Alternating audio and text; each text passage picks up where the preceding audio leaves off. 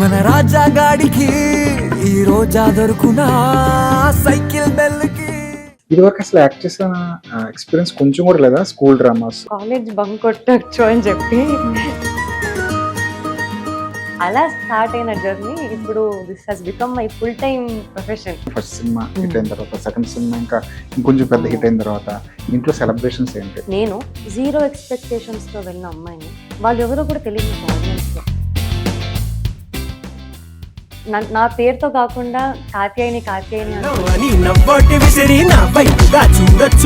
ఒక పాట మా కోసం ఏదైనా అమాయకంగా హడావిడే అంబాజీపేట రిలీజ్ అయిన తర్వాత వేరే ఆడిషన్స్కి వెళ్తాం. అప్పుడు వెళ్ళినప్పుడల్లా ఇద్దరు ముగ్గురు డైరెక్టర్లు చెప్పారు, హీరోయిన్ క్వాలిటీ లేదమ్మా నీకు.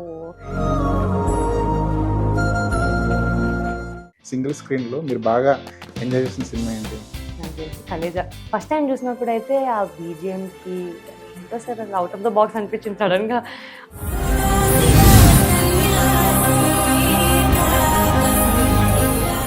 అలా చూస్తూ ఉండిపోయాను. మహేష్ లో నచ్చే క్వాలిటీ ఏంటి? I think charm sir. ఆయన ఒక అలా ప్రిన్స్ చార్మింగ్ అంటారు కదా.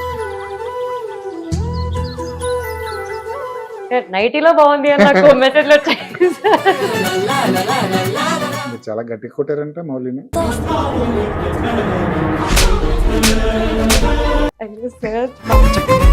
సుహాస్ కనిపించగానే ఫస్ట్ డే బ్యాచ్మేట్ కనిపించినట్టు అనిపించింది. ఫస్ట్ టైం నేను సుహాస్ని కలిసింది ఫ్యామిలీ డ్రామా చూసాను సార్. క్యారెక్టర్ చాలా భయంకరంగా సైకో ఉంటుంది కదా sir. One of the friends sir నా ఇండస్ట్రీలో.